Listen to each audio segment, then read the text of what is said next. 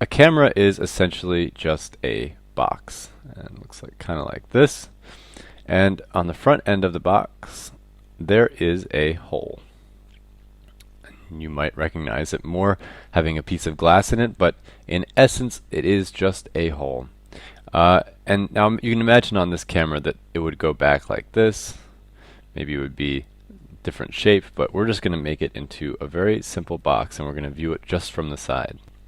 Now, light enters this box through that hole, and in modern cameras, it is always with some sort of piece of glass, and we'll talk about lenses a little bit later. But that light is focused through that hole in the wall.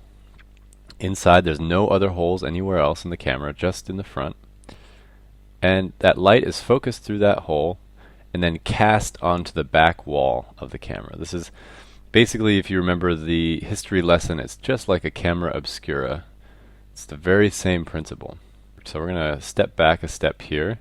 Going to delete a few pieces of our camera, and we're going to add in something that was very important in the development of the camera, and that is the lens. So here's our body. They made the hole a little bit bigger so that they could mount a lens on it.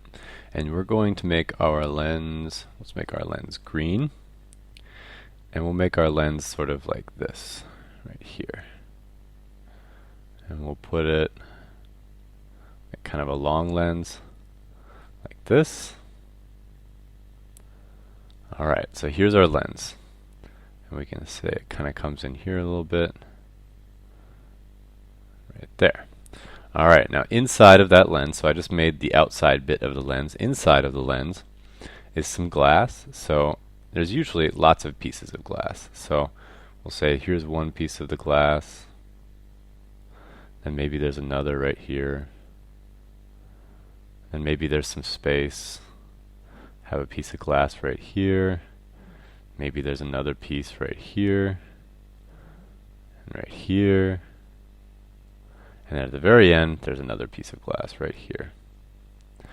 Now what happens is that the same way that light came in before, light is cast over onto the lens. It travels through. And it comes out the other side and lands on the back of the camera. And just like before, red comes in, bounces around in here, takes a little trip, and is then in the end cast in this direction, like that. So you get an idea of how all of that works. I'm going to go back a few steps here. I'm going to delete that. So you've got your light coming in. I'm going to reintroduce our light streaks here because I think they're kind of cool. And this is basically the same principle. This is still a camera obscura because we don't have any film yet. It's a camera without film, which is a camera obscura. And you could, in theory, if you were small enough, you could jump inside the camera and you could draw what you were seeing on the back wall of the camera. Now, at some point, like you might have seen in the history course or in the history lesson, some people figured out that there were light-sensitive chemicals. And so at some point, someone came up with the idea of making film. So film was produced, and we're going to make our film brown. And it was put on the back of, in the back of the room, or in the back of the box, in the back of the camera. So here's our film. And this is basically, early on it would have been glass or some piece of metal covered and coated in some sort of light-sensitive silver nitrate of some kind. And eventually it became a piece of plastic or sort of something along those lines, and then it would be covered in the silver nitrate and in a dried form. Early on these actually were glistening wet. They would stick them in, take the photograph while the plate was still wet, and then they'd take it out and go develop it.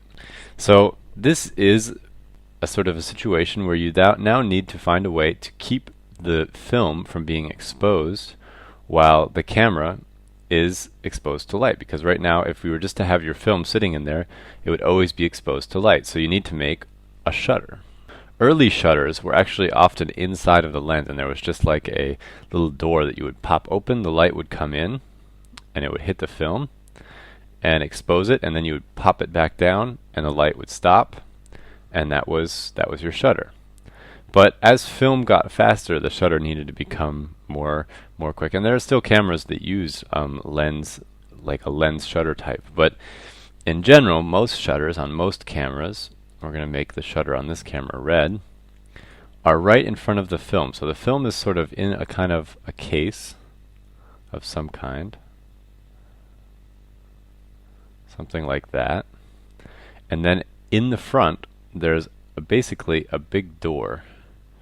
And sometimes it's a series of tiny little doors that all open at the same time, something like this. And they're all kind of connected.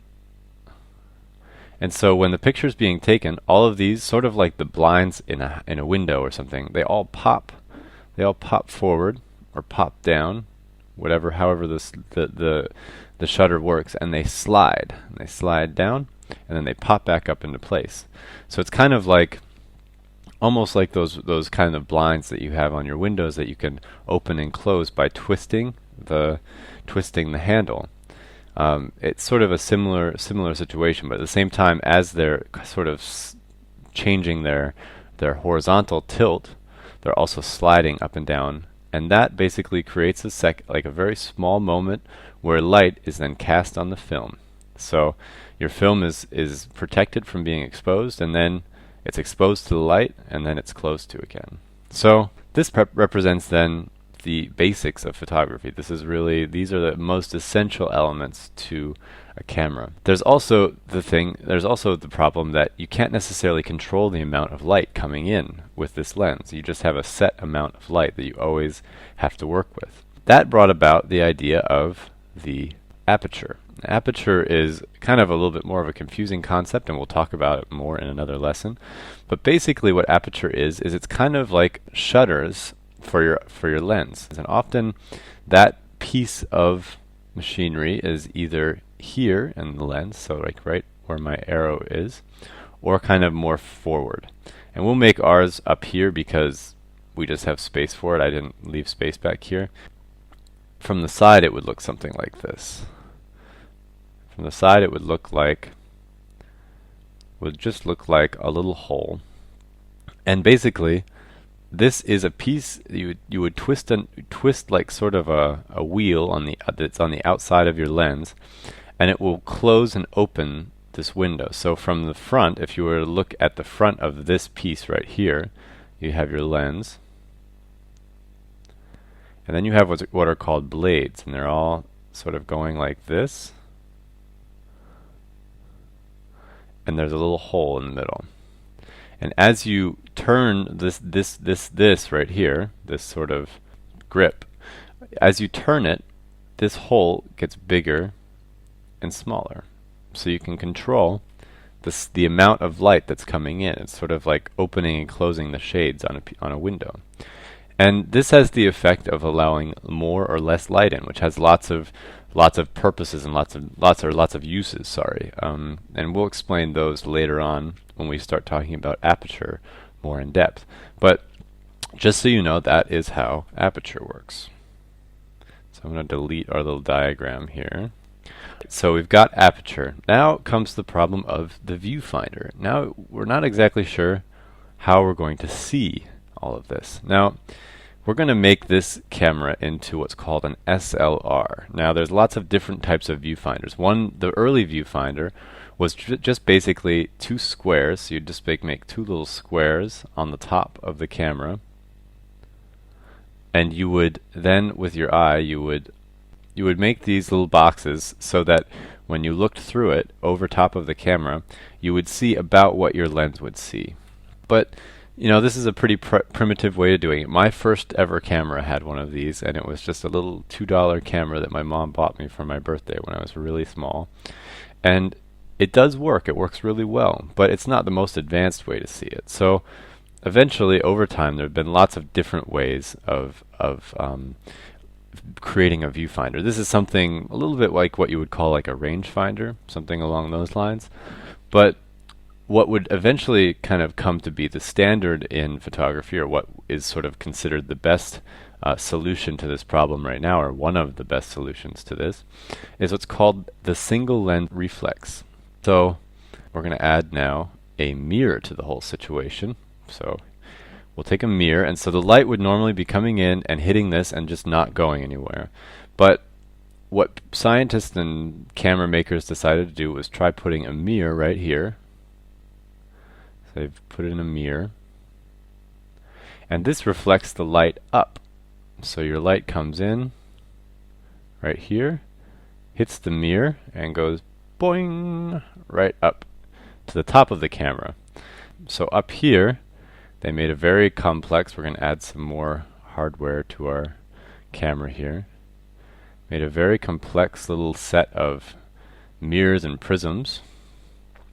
So the light goes up and it lands inside of a big prism that is sitting up in the top of the camera. And I'm not exactly sure how the light bounces around. There's some good diagrams of it online, but you take your eye, here we've got our eye again, and it's looking into this. There's a hole right here, and it's a little window that looks right in to this, and basically the light is going boing, hitting the mirror, going up into here, bouncing around a little bit. Now this is not accurate, obviously. I didn't do a very good job on this. And then it's coming back out right here. So the light, you're seeing it go all the way up, ding, go this way, go that way. There must be something like kind of like that in there somewhere. And the light comes back, and you can see exactly what this lens is seeing, what you're seeing through this lens. Now when you want to take the picture, you push the button, and this piece of mirror, well, I made it a little too big, so it wouldn't look like it would work, but it actually would. This mirror would flop up to an up position, so the mirror when you're taking a picture is right here. So there's like a spring on it that kind of has a hinge, and it sort of just goes think, pops up, and you can imagine it not being here anymore. And then that light passes through that there, and then the shutter opens while this is happening. So you pushing the button has done two things. It's opened the shutter and it's popped the mirror up, and then the light travels in through the lens, hits the film, exposes it, and then when the camera says that the exposure is correct, then everything closes back down. So the mirror drops back down, the shutter closes, and the film is exposed. The only thing that they've really done in recent times that changes any of this is that they've taken this piece of film and they've developed digital sensors that can basically do the same thing, and actually can, now we're learning, do a lot more even. And they've replaced that, so you've got a digital sensor, and they've added some sort of memory space. So we'll just imagine that this is like a little card down here.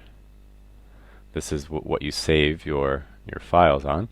So the light comes in, hits the digital sensor, and the digital sensor is just like a little series of electrical nodes that sense the light, and then they pop out bunches of ones and zeros, and they go through. We'll put a little computer in here. So there's a little computer here, right there, and the information goes dunk, dunk, dunk, dunk, dunk, into the computer. Computer processes it, saves it as a file, and drops it into your card. And your picture is now here on your card. And then you take that out, put it in your computer, and use it. But sometimes you won't maybe have a mirror here. There's lots of different ways of doing this little part here, but this is basically how it works.